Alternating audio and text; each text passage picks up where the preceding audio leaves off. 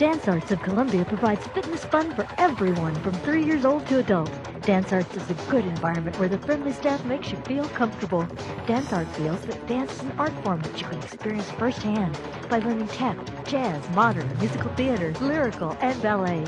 Dance Arts urges you to enjoy a sense of accomplishment while getting fit and having fun. For class information, call 875-1569. Dance Arts of Columbia, serving Columbia since 1979. Good morning and welcome to Radio Friends, December the 22nd, Christmas week. Good to have you here. We're going to look to the stars today. We have Val Germann, Central Missouri Astronomical Association with us. And this is a segment that you're listening to us on the radio. We'll try to paint pictures for you, but you need to go to kbia.org and watch the vodcast of this program if you're interested in astronomy at all. Now, one thing is on New Year's Eve, Columbia Eve Fest. You're going to have a display set up at the Missouri Theater, right? Yes, we're going to be up on the second floor, and last year it was great. We had a clear sky, and it was about 40 degrees. We had hundreds of people look through the telescope. We're going to have the telescopes back again. So will you be out on the balcony at the Missouri Theater? Out on the balcony overlooking 9th Street. Yeah. We have the moon. We'll be looking at the moon here in a minute. Jupiter, planet Uranus, and some other objects if the sky cooperates. Okay, now we had a picture up of the marquee of the Missouri Theater from last year. We were discussing the name of the festival. Columbia Eve Fest is its name. Yes. The next picture that we have this is out on the balcony on the second floor, and you can see all the people standing out there and the telescope. Right. We have a large computerized telescope. This instrument is a Ritchie-Chrétien type scope. Can show people if they request something, we can find it because the computer has 40,000 objects in its memory. So hopefully it will be a clear night on New Year's Eve. We hope. And people can come up to the Missouri Theater and look at the telescope. Right. And this next picture that you have, this is of the moon? Right. Probably our main target on New Year's Eve will be the moon. We have an 8-day-old moon, and pretty spectacular out there in the sky on New Year's Eve. Now, this photo that we're showing, you can see the crater's beautiful. Oh, yeah. I took that.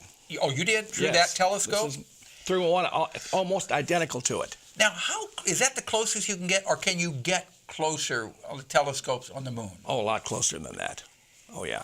Can you get... Now, this may seem like a silly question to you since you know the answer, but can you get close enough with a telescope to see objects on the ground? The smallest object that our telescopes will show is about a mile in diameter, and the smallest object any telescope can show is about a quarter mile due to the atmosphere. So you could see the landing spot of where the first moon landing was. You can see very closely the area they landed in. Yeah. Right. You can see the crater they landed next to.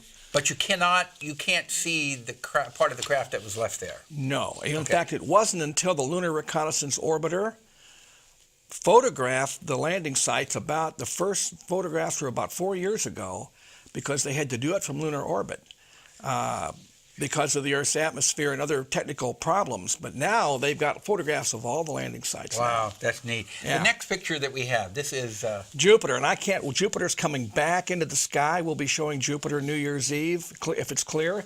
And the main attraction is the red spot. And it's disappearing, isn't it? There is fear among the astronomical world that the red spot is going away. Yeah. Every year it's smaller for about the last 6 years. But now, if you look at the vodcast here, and you'll see a beautiful picture of Jupiter. This is a Hubble shot of Jupiter. Yeah.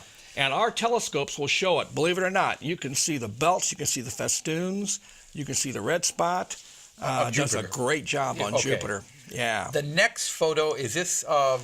This is Uranus. We'll also be showing one of my favorite planets because its color is unique. It is an aquamarine, looks like an aquamarine ball bearing in the sky, the planet Uranus. When you look at it through our telescope. Yeah. And that's all it looks like in any telescope. The Hubble shows it as an aquamarine ball. Wow. But the color is unique.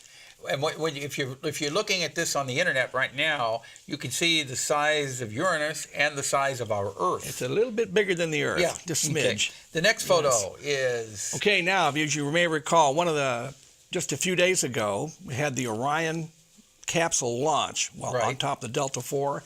And I just got to talk about this because this is a huge deal. Apparently, all the technology is going to work.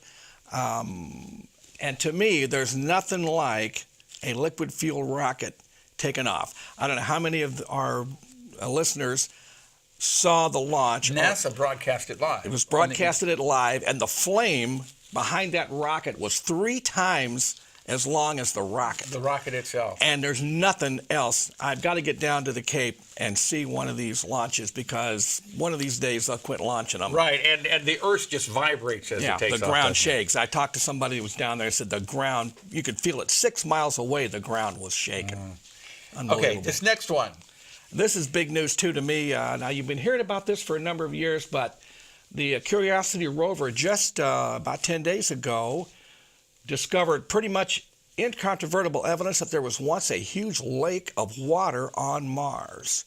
And this is our kind of water. Right. And this is a big deal because this is a body of water miles and miles in diameter and over a mile deep.